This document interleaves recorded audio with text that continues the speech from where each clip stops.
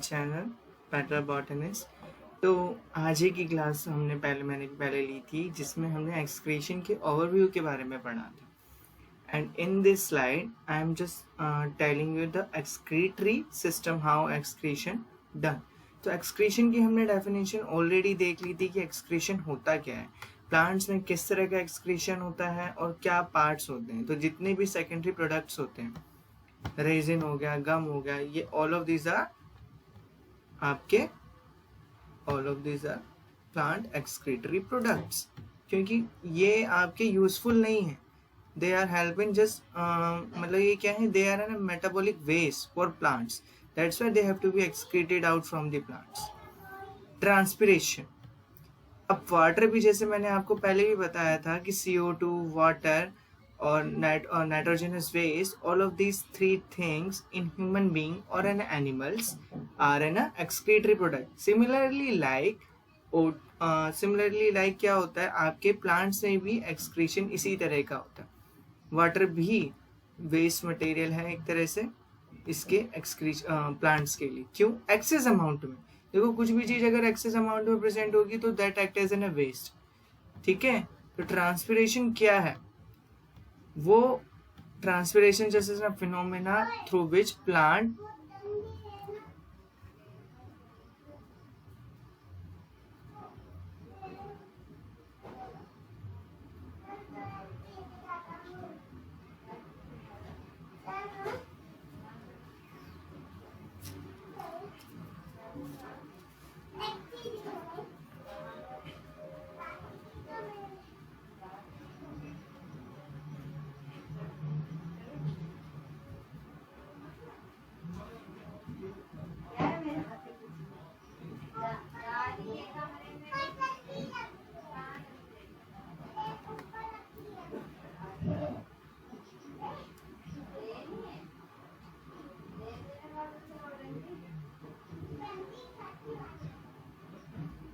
बंद कर दियो ये।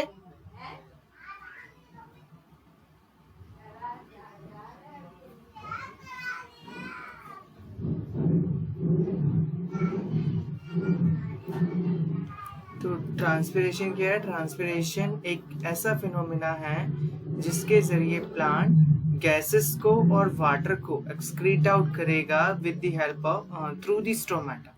एक्चुअल में गैसेस भी आपका क्या है? Excretory product. जैसे O2 है, इट इज आल्सो है ना excretory product. It should have to be removed from the plant body. Excess amount में अगर प्रेजेंट होगा, इट कोज फोटो रेस्पिरेशन कर देगा। तो इसलिए आपका not photo respiration, that phenomena is different, I didn't remember, I hope so, उसको हम कहते हैं okay, let's forget it। हम नेक्स्ट स्लाइड में मैं आपको क्लियर कर दूंगा वो क्या चीज़ होती है। फोटो इनहिबिशन होता है आई थिंक, जहाँ तक मुझे ध्यान आ रहा है। Live it.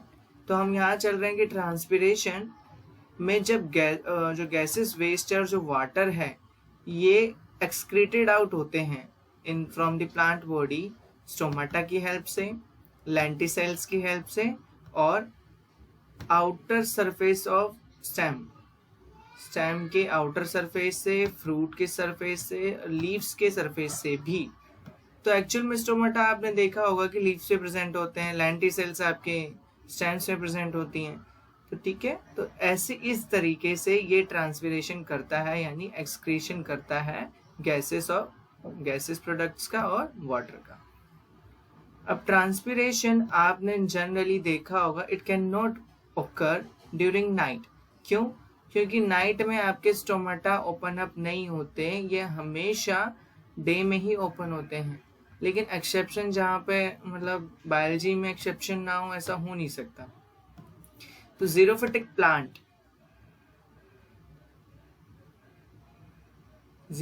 प्लांट वो प्लांट है जहां पर स्टोमाटा नाइट में ओपन अप होता है। क्यों नाइट में ओपन अप होता है? उसके पीछे का रीजन है क्योंकि वहां स्कैरसिटी है वाटर की। और ट्रांसपिरेशन क्या है? Removal of excess loss of water as well as gases waste. ठीक है, तो अगर जहां पे ऑलरेडी स्कैरसिटी है वाटर की, वहां पर रिमूव हो जाएगा वाटर का with the help of evaporation, then plant can be die. So to avoid all of these things, xerophytic plants यानी जो आपके सैंडी एरिया में प्लांट्स अवेलेबल होते हैं, they adapt themselves according to the season and modified themselves. उन्होंने अपने आप को modified किया, like that their leaves are modified into, किस में modified होती हैं? thorns में, ठीक है, और stems are modified into आपके स्पाइक्स भी होते हैं और थॉर्न्स होते हैं, डिफरेंस है दोनों के बीच. तो ऐसे ही leaves are modified into spikes and thorns are modified stem, अगर एक्चुअल में कहा जाए तो इसलिए उन्होंने क्या करा, ट्रांसपिरेशन से बचने के लिए. अब देखो गैसेस एक्सचेंज का होना जरूरी है, चाहे वाटर एक्सचेंज, वाटर ना एक्सक्रीट आउट हो, क्योंकि एक्सेस अमाउंट में प्रेजेंट होगा तभी ये प्रॉब्लम कॉज करेगा. तो अगर लोअर अमाउंट में प्रेजेंट है तो it cannot cause any cause to plant. तो वाटर का एक्सचेंज ना हो बट गैसेस का एक्सचेंज होना बहुत जरूरी है स्टोमाटा की हेल्प से. तो स्टोमाटा अगर वो डे में खोलेगा तो वाटर भी रिलीज आउट होगा, क्योंकि गर्मी इतनी बढ़ती है कि इवेपोरेशन हो ही जाएगा. तो उससे बचने के लिए ज़ेरोफिटिक प्लांट्स ने एक टेक्निक अपनाई. उन्होंने क्या करा, मॉडिफिकेशन कर लिया अपनी लीव्स में, और साथ में स्टोमाटा को नाइट में ओपन अप किया, जिससे नाइट में वो गैसेस एक्सचेंज कर लें और दिन में फोटोसिंथेसिस कर लें. अब गटेशन, ये होता है ट्रांसपिरेशन. आई होप सो ये क्लियर हो जाए. ट्रांसपिरेशन कंफ्यूज मत होना. गटेशन की मैं बात करूं, गटेशन क्या है एक्चुअल में, कुछ प्लांट, जरूरी नहीं कि प्लांट हमेशा स्ट्रेसफुल कंडीशन में तभी प्रेजेंट हो जब स्कैरसिटी हो वाटर की. स्ट्रेसफुल कंडीशन तब भी हो सकती है तब किसी चीज का अमाउंट बहुत ज्यादा प्रेजेंट है, ठीक है. तो क्या हुआ, आपका मान लो कोई एक्वेटिक प्लांट्स है, उसमें क्या है, बहुत ज्यादा अमाउंट में वाटर प्रेजेंट है, बहुत ज्यादा ही प्रेजेंट है. It cause in a wilting, बहुत ज्यादा सड़ा रहा है पौधे को, मुरझा रहा है जिसकी वजह से पौधा. तो उसके लिए क्या करेगा प्लांट, लॉस करेगा वाटर का in the form of water droplets, ठीक है, वाटर ड्रॉपलेट्स की फॉर्म में करेगा. और ये लीफ के मार्जिन पे ही आपका शो होगा. क्यों? बिकॉज लीफ का मार्जिन कंटेन करता है एक स्पेशल स्मॉल पोर जिसको हम हाइडाथोट्स बोलते हैं, ठीक है. ये स्मॉल हर्बेशियस प्लांट्स में प्रेजेंट होंगे लाइक ग्रासेस एंड बनाना. आपको बता दो बच्चों, banana is not a tree, is not a shrub, it is a herb. ये एक बड़ी हर्ब है. आप विंटर्स में जाओगे या समर में भी जाओ, मॉर्निंग में अराउंड 4 o'clock या 5 o'clock पार्क वगैरह अगर बच्चे जाते होंगे, तो लीव्स जब ओपन अप नहीं है ग्रासेस की, तब आप देखोगे ऐसे कर्लिंग होती है, ठीक है. तो ये जब ओपन अप होगा तो इसके मार्जिन पे ओस की बूंदे होती हैं. लेकिन गर्मी में कैसे आया, अगर हाई टेम्परेचर हो तो it will be evaporate out, पता नहीं चलेगा. विंटर्स में क्या होता है, टेम्परेचर लो रहता है तो ये इजिली शो होती है. तो इसलिए आपको गटेशन विंटर्स में इजिली दिखता है एज कम्पेयर टू समर्स. तो अब बात करते हैं अदर एक्सक्रीटरी प्रोडक्ट्स की, जिनको हम सेकेंडरी मेटाबोलाइट्स भी कहते हैं. Tannin, resin, gum, alkaloid, wax, जितने भी ये सारे सेकेंडरी मेटाबोलाइट्स हैं, all are useful, but for plant they are excretory product. वो प्लांट की बाग से एक्सक्रीटेड आउट होते हैं, लेकिन ये आपके प्लांट्स के लिए यूजफुल नहीं है. प्लांट्स इनको प्रोड्यूस इसलिए कर रहे हैं because they are excretory product, लेकिन ह्यूमन नेचर ने उसको यूज करना सीख लिया है. That's why they are very useful and that things are called as secondary metabolites. अब बात करते हैं excretion in amoeba by exocytosis. यहाँ पे एक वर्ड लिखा है फैगोसाइटोसिस. फैगोसोम्स प्रोड्यूस होते हैं, साइटोसोम्स के जरिए वो फैगोसाइट कर देता है, तोड़ देता है. Are of 2 types phagocytosis. Endocytosis होता है एक, और एक यहाँ लिखा ही है, that is exocytosis. Phagocytosis are of 2 type, endo and exo. नाम से ही पता चल रहा है, किसी भी सेल का साइटोसिस होना, कोई भी सेल अगर टूट रहा है, कोई भी फूड पार्टिकल टूट रहा है, कोई बैक्टीरिया टूट रहा है, अगर उसके सेल पार्टिकल्स टूट रहे हैं inside the body, then it is known as endocytosis. If any cell broken down into smaller pieces outside the body, then is known as exocytosis. Amoeba सिर्फ एक्सोसाइटोसिस ही करता है, ये बैक्टीरिया है, इसने इसको इंगल्फ किया विद द हेल्प ऑफ सीडोफोडिया, ठीक है, फैगोसोम्स बना, इसको बोलेंगे फैगोसोम और फूड वैक्यूल। अब ये फैगोसोम्स में आपके फैगोलाइजोसोम्स यानी लाइजोसोमल एंजाइम्स रिलीज होंगे, ठीक है। लाइजोसोम एंजाइम क्या करेंगे, उस बैक्टीरिया को डिग्रेड करेंगे, डाइजेस्ट करेंगे, और आफ्टर डाइजेशन दे उसमें से एनर्जी अब्सॉर्ब होगी and they have to be excrete out. तो यहाँ पे फैगोसोम आपका फैगोसाइटोसिस के जरिए उसको बाहर फेंक देगा। तो ये तो एक सिंगल सेल है और दूसरे सेल को तोड़ रहा है, दैट्स वाई ये सिर्फ एक्सोसाइटोसिस कर सकता है। हमारी बॉडी में लाइजोसोमल एंजाइम जो है या लाइजोसोम जो है, जो लाइजोसोम्स में लाइजोसोमल एंजाइम्स होते हैं वो एंडोसाइटोसिस करते हैं, ठीक है, वो दोनों तरह की फैगोसाइटोसिस करते हैं। आप फर्दर हायर क्लास में जब स्टडी करोगे तो ये देखोगे कि ये सेल को ऐसे इंगल्फ कर रहा है और फिर उसको आउटसाइड द लाइजोसोम्स फेंक रहा है, लेकिन एक्चुअल में तो वो बॉडी के अंदर ही है, that's why they are called as ना एंडोसाइटोसिस। या क्या होगा, वो अंदर ही उसको जोड़ देता है और दूसरे सेल में डाल देता है, तो ऐसे वो एंडोसाइटोसिस कहलाता है। अब बात करते हैं एक्सक्रीशन इन ह्यूमंस यानी एक्सक्रीटरी प्रोडक्ट। अगर एक्सक्रीटरी प्रोडक्ट की बात हमने अब कर ली है, अब हम बात करेंगे एक्सक्रीटरी सिस्टम की। आज मेरा कर्सर नहीं काम कर रहा है, जस्ट वेट एक मिनट। Excretory system, now it's fine. Excretory system की अगर मैं बात करूं तो excretory system consist of an 2 kidney या 1 पेयर ऑफ किडनी,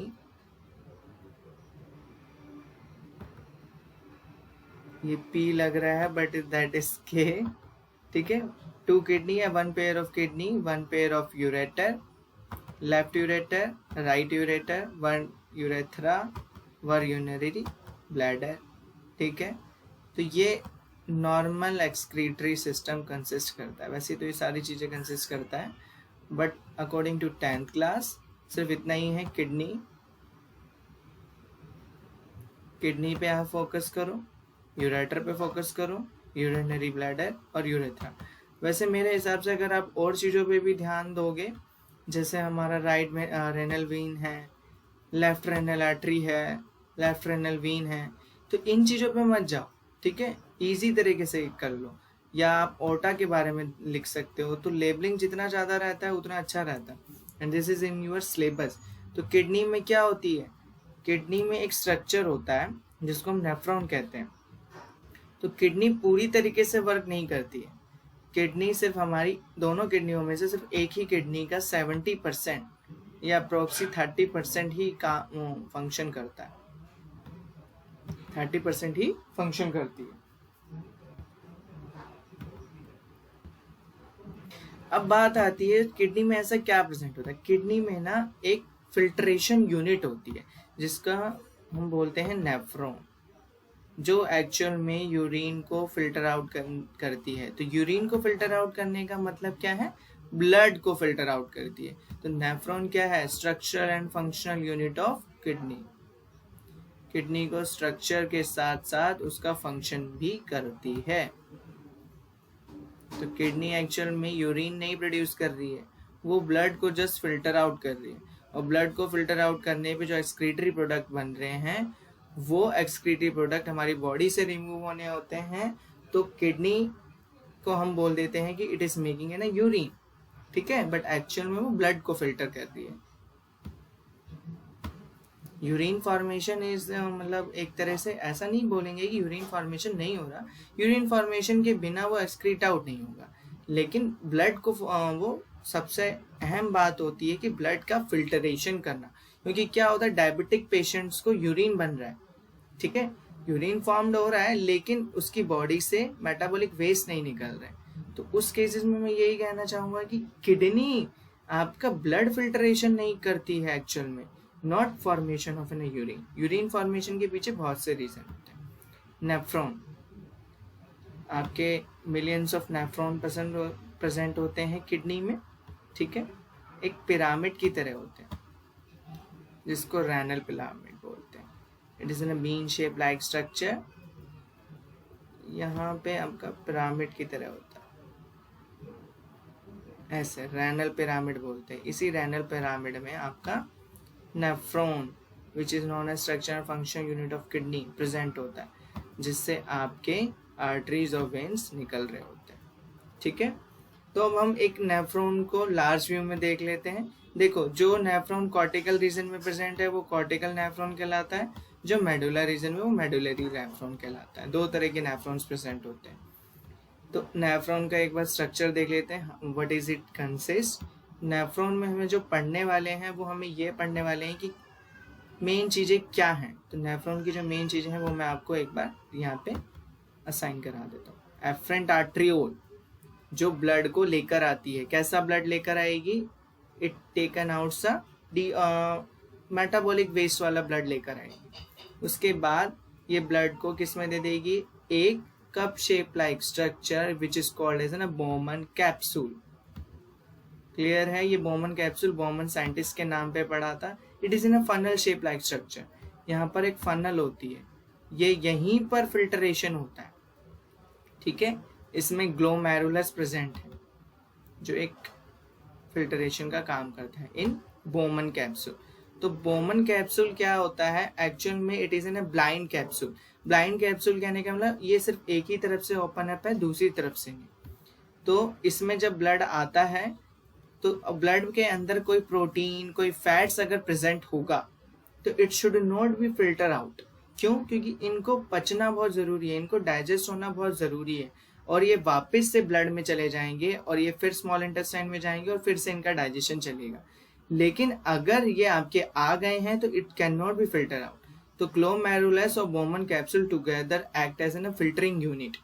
ये क्या कर रहे हैं, फिल्टरेशन कर रहे हैं, एक सीव की तरह काम कर रहे हैं। तो जो आपका फिल्टर आउट हो गया है वो यहाँ से चला जाएगा। तो देखो, जो फिल्टर नहीं हुआ वो वापस से ब्लड में यहाँ से बाहर चला गया। लेकिन जो फिल्टर आउट हो चुका है वो यहाँ से आपका हाईली कॉन्वुलेटेड ट्यूब्यूल्स जो हैं उनके अंदर चला जाएगा। अब आप देखोगे ये, इसको हम बोलते हैं डिस्टल कॉन्वुलेट। एक होती है डिस्टल कॉन्वुलेटेड ट्यूब्यूल और एक है proximal convoluted tubule. Proximal convoluted tubule, convoluted का मतलब होता है कंडेंस, या आप कह सकते हो इसको उलझी हुई, बहुत ज्यादा, मतलब ये मुड़ी तुड़ी है, एक तरह से कह सकते हैं, बहुत ज्यादा मिंगल्ड हो रखी है, इंटरमिंगल्ड है बहुत ज्यादा, ठीक है। और हाँ, प्रॉक्सिमल कॉन्वुलेटेड ट्यूब्यूल को कैसे याद रखना है, इट इज कनेक्टेड, मतलब ये बोमन कैप्सूल के रीजन से आके कनेक्टेड है, ठीक है। और distal convoluted tubule collecting duct से कलेक्टेड है, ठीक है। तो ऐसे आप इनको याद कर सकते हो। तो मैं यहाँ पर आपको एक बार बनाता हूँ। This is an Bowman capsule, ये आपका प्रॉक्सिमल आया, ठीक है। ये आपकी गई straight tubule, now again convoluted tubule, and then this is collecting duct जिसमें यूरिन कलेक्शन होता है। तो ये चीजें पढ़ ली हमने। एक बार एफरेंट आर्ट्रियोल पढ़ लिया। तो एफरेंट आर्ट्रियोल मेटाबॉलिक वेस्ट लाता है, और एफरेंट आर्ट्रियोल इफ्रेंट वो मेटाबॉलिक जो ब्लड साफ हो चुका है उसको वापस लेके चला जाता है। अब बात आती है, ये आर्ट्रियोल्स की बात कर रहा हूँ, ठीक है। और ये जो है ब्लू वाला, this are the different thing, ये वीन्स हैं, क्लियर है, ये वीन है, ये देखो यहाँ पर है ना रेनल वीन, ये वीन है, ये भी ब्लड को कैरी करेंगे, ठीक है। इनके अंदर भी मेटाबॉलिक वेस्ट ही होगा। लेकिन रेड वाले में क्या है, ये आर्टरीज हैं, ये वो ब्लड लेकर आती हैं जिनके अंदर मतलब मेटाबॉलिक वेस्ट सॉलिड फॉर्म में प्रेजेंट है, ठीक है, और उसमें से हमें फिल्टर आउट करना है। और ब्लू वाली वो लेकर आती हैं जिसके अंदर डीऑक्सीजनेटेड है, उसके अंदर से हमें कार्बन्स, आयंस को फिल्टर आउट करना होता है, ठीक है। तो उसमें फिल्टरेशन नहीं, उसमें आपका एक तरीके से एक्सचेंज होता है, तो मैं उस पर नहीं जाऊँगा, फोकस करूँगा। तो हम ये देखो, ये होता है आपका एफरेंट आर्टरियोल लेकर आया, क्लियर, यहाँ से ये एफरेंट आर्टरियोल ये लेकर आया, ये ग्लोमेरुलस कैप्री है, यहाँ से होके आपका फिल्टर आउट हो गया और ये प्रॉक्सिमल ट्यूब यहाँ से आपका कनेक्शन हो गया। This is the Bowman capsule. हाँ, this is the correct diagram. तो सबसे पहले हमारा क्या है, ग्लोमेरुलस आता है जो क्या करता है, स्मॉल सॉल्यूट्स को ब्लड से फिल्टर आउट करता है। फिल्टर आउट हो गया, now it is goes into न प्रॉक्सिमल कॉन्वोल्यूटेड ट्यूब्यूल। इस प्रॉक्सिमल कॉन्वोल्यूटेड ट्यूब्यूल में रीअब्जॉर्ब होंगे आयंस, आयंस का रीअब्जॉर्ब, वाटर का रीअब्जॉर्ब, न्यूट्रिएंट का रीअब्जॉर्ब और कुछ टॉक्सिन अगर प्रेजेंट है तो उनका भी रीअब्जॉर्ब हो जाएगा, ताकि हम फिल्ट्रेट की पीएच को मेंटेन कर सकें। ठीक है, इसके बाद आपका ये लूप जाता है जिसको हम बोलते हैं Henrys loop. Proximal convoluted tubule को के नीचे ये लूप लाइक स्ट्रक्चर को बोलेंगे हेनरीज लूप।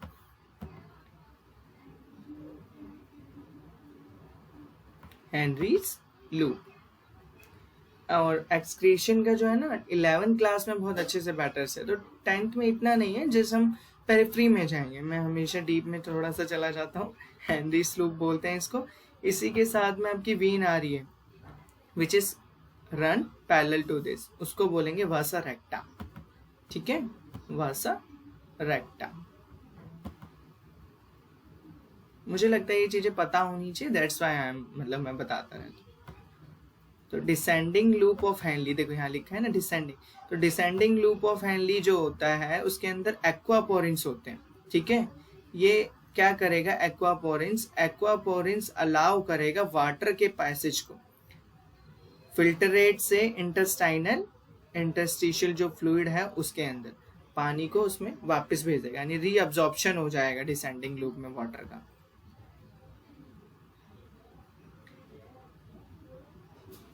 ठीक है, तो ये रहा डिसेंडिंग लूप। और असेंडिंग लूप क्या है, जो आपका प्रॉक्सिमल कॉन्वोल्यूटेड ट्यूब्यूल से कनेक्टेड है।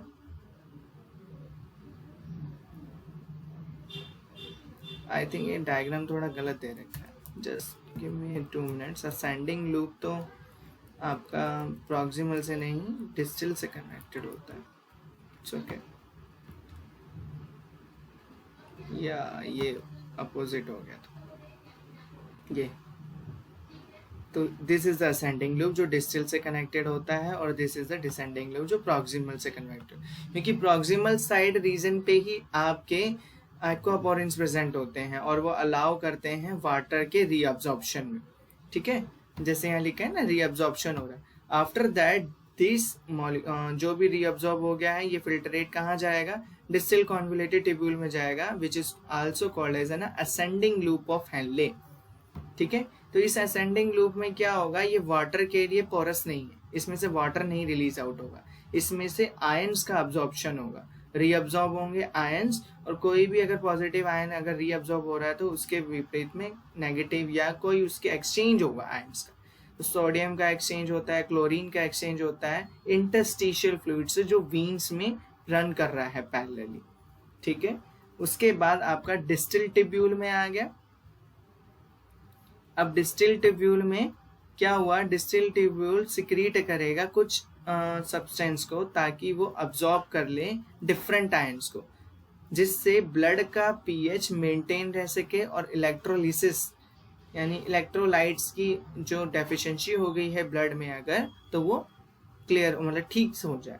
तो डिस्टल कॉन्वोल्यूटेड ट्यूब्यूल एक्चुअल में सिलेक्टिवली है, बहुत ज़्यादा सिलेक्टिव है, ये सिर्फ उन्हीं आयंस को सिक्रीट करेगा और अब्जॉर्ब करेगा जिसकी वजह से पीएच में थोड़ा सा डिफरेंस आया है या इलेक्ट्रोलाइट्स में थोड़ा सा डिफरेंस आया है हमारे ब्लड में।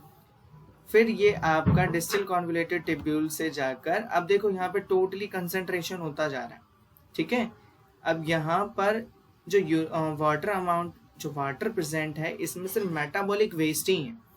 That metabolic waste are totally collected into collecting duct, जहां पर आपका उन सॉल्यूट्स का रीअब्जॉर्ब होगा जो फाइनल रीअब्जॉर्प्शन होता है, कि अगर ये शायद हमने कहीं गलती से यहाँ पे छोड़ दिया हो तो ये यहाँ पर दोबारा से रीअब्जॉर्ब होगा।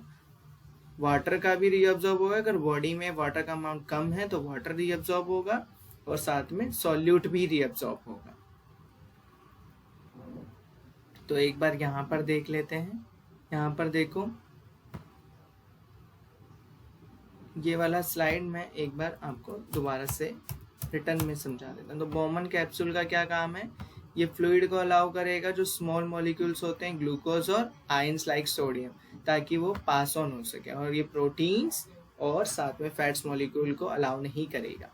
प्रॉक्सिमल ट्यूब का क्या मेन फंक्शन है, ये वाटर और साल की रीअब्जॉर्प्शन करेगा जैसे मैंने बताया, क्योंकि इसका 2/3 जो वाटर है नेफ्रॉन में, यहीं से आपका जो एक्चुअल में 99 लीटर्स अराउंड वाटर फिल्टरेट होके आता है, लेकिन उसका 99% वापस चला जाता है नेफ्रॉन में। ठीक है, नेफ्रॉन क्या है, नेफ्रॉन में जाके वो दोबारा से रीअब्जॉर्ब होगा और वो ट्रांसपोर्ट हो जाएगा प्रॉक्सिमल कॉन्वोल्यूटेड ट्यूब्यूल में। तो जो 99% वाटर है वो वापस चला गया हमारे बॉडी के अंदर, और जो 1% वाटर है वो नेफ्रॉन्स के जरिए रीअब्जॉर्ब्ड हुआ और प्रॉक्सिमल कॉन्वोल्यूटेड ट्यूब्यूल में को ट्रांसपोर्टेड हो गया। अब आती है लूप ऑफ हेनली के बारे, which is U shape like structure which consist of an 2 face, एक असेंडिंग और एक डिसेंडिंग। ठीक है, एक असेंडिंग लिंब होती है, एक डिसेंडिंग लिंब होती है। ये क्या करता है, ये फ्लूइड को ट्रांसफर करेगा डिस्टल कॉन्वोल्यूटेड ट्यूब्यूल में। ठीक है, डिसेंडिंग से असेंडिंग में। डायग्राम में आपका असेंडिंग यहाँ दिया हुआ है क्योंकि ना वो लूप ऐसा बना हुआ है, ऐसा लूप बना हुआ है, दैट्स वाई, बट एक्चुअल में वो ऐसा लूप होता है। वो थोड़ा सा डायग्राम चेंज हो जाता है क्योंकि इंटरमिंगल्ड भी होते हैं ना, कॉन्वोल्यूटेड है, कैसे भी हो सकते हैं। अब हम बात करते हैं डिसेंडिंग लिंब की, जो परमिएबल है। जैसे मैंने बताया था, प्रॉक्सिमल से जो भी कलेक्टेड है वो रीअब्जॉर्ब करेगा वाटर को, तो वो परमिएबल होगा वाटर के लिए, लेकिन इम्परमिएबल है आयंस के लिए, आयंस नहीं बाहर से आ सकते। ठीक है, जिसकी वजह से जो वाटर है लार्ज अमाउंट में रीअब्जॉर्ब हो गया, और ये ऑस्मोलैरिटी को मेंटेन करेगा। ऑस्मोलैरिटी को कैसे मेंटेन करेगा, अब देखो इस पानी, इस जो आपका फिल्टरेट है, जो प्रॉक्सिमल साइड है डिसेंडिंग लूप में प्रेजेंट है, इसमें बहुत ज़्यादा हाई फ्लूइडिटी होगी, बहुत ज़्यादा विस्कस हो गई, ऑस्मोलैरिटी इसके अंदर बहुत ज़्यादा आयंस प्रेजेंट होंगे, क्योंकि वाटर पूरा का पूरा लगभग मैं ये कहूँगा 90% रीअब्जॉर्ब हो गया, एक्सेस अमाउंट का 100% रीअब्जॉर्ब हो गया एक तरीके से। अब डिस्टिल कॉन्वोल्यूटेड ट्यूब्यूल क्या है, ये पीएच को मेंटेन के लिए करता है। जैसे मैंने बताया, इलेक्ट्रोलाइट्स को और ब्लड में पीएच का मेंटेनेंस है कि नहीं, अगर है तो ये अपना वर्क करेगा रीअब्जॉर्ब करके बाइकार्बोनेट आयन और प्रोटॉन्स आयन को। ठीक है, और दोबारा से सिक्रीट करेगा बाइकार्बोनेट का, या मतलब वही है, पीएच मेंटेन करेगा। अगर उसके अंदर कम है तो सिक्रीट करेगा, अगर ज़्यादा है तो वापस में अब्जॉर्ब करेगा। तो सोडियम और पोटेशियम लेवल जो है वो कंट्रोल्ड होते हैं potassium and absorbing sodium ions के जरिए। तो sodium absorption by distal is mediated by hormone aldosterone, एक हार्मोन होता है which is responsible for producing in a concentrated urine, जिसको हम बोलते हैं ADH, एड्रेनल हार्मोन, एड्रेनोस्टेरोन। ये एड्रेनल ग्लैंड में प्रेजेंट होता है। एड्रेनल ग्लैंड यानी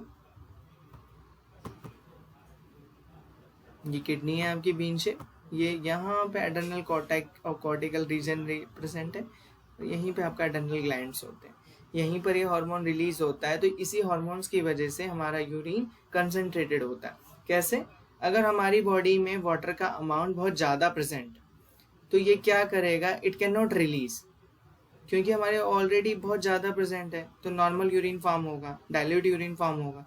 लेकिन अगर हमारी बॉडी में बहुत ज़्यादा अमाउंट में वाटर नहीं है, बहुत स्कैर्सिटी है वाटर, ये लाइक इन रेगिस्तान में जो लोग रहते हैं, डेजर्ट में जो लोग रहते हैं, उनकी मैं बात करूँ, उनके केसेस में क्या है, ये बहुत ज़्यादा अमाउंट में प्रोड्यूस हो रहा है। क्यों, क्योंकि पानी की कमी है बॉडी में, तो ऐसे केसेस में यूरिन बहुत कंसंट्रेटेड रहेगा। That's why it is called also called an stress hormone, इसको हम स्ट्रेस हार्मोन कहते हैं।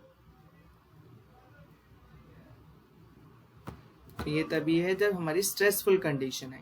तो कलेक्टिंग डक्ट की बात करते हैं, जिसके अंदर पार्टिसिपेट हो रहे हैं सारे इलेक्ट्रोलाइट्स और फ्लूइड बैलेंस का, और यहाँ पर रीएब्जॉर्प्शन होगा एक्सक्रीशन प्रोसेस की जरिए।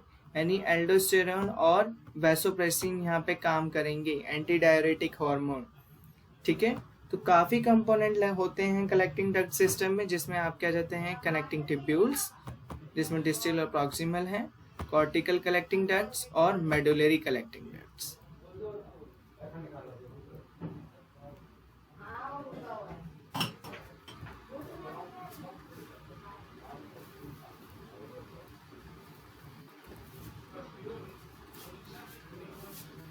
तो अब बात करें डायलिसिस की, which is the last topic और this is our last slide of this chapter. Dialysis क्या है?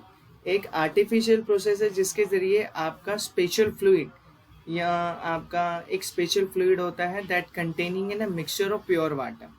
उस फ्लूइड में एक मिक्सचर होता है प्योर वाटर का और कुछ केमिकल्स का, जिसको एक्सचेंज कराया जाता है हमारी बॉडी से उन वेस्टेज को जो हमारी बॉडी से जिनका एलिमिनेशन होना ज़रूरी है, या एक्स्ट्रा वाटर का हमारी बॉडी से निकलना ज़रूरी है। ठीक है, एक्सचेंज होगा हमारे ब्लड से without removing substance the body needs,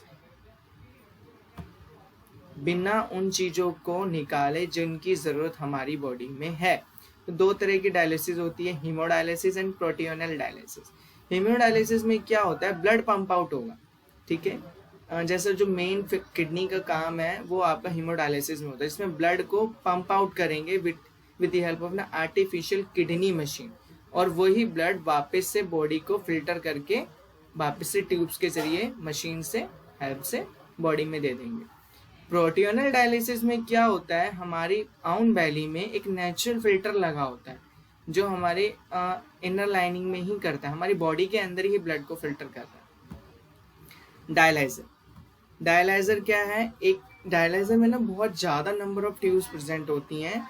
ये सारी ट्यूब्स सेमी परमिएबल हैं, जैसे डिस्टल है, प्रॉक्सिमल है, और ये ट्यूब्स एक सस्पेंड हो रही हैं डायलिसिंग टैंक में, या डायलिसिंग फ्लूइड टैंक बोलते हैं इसके, इसलिए हम उसको डायलिसिंग फ्लूइड टैंक बोलते हैं because in it dialysing fluid present होता है।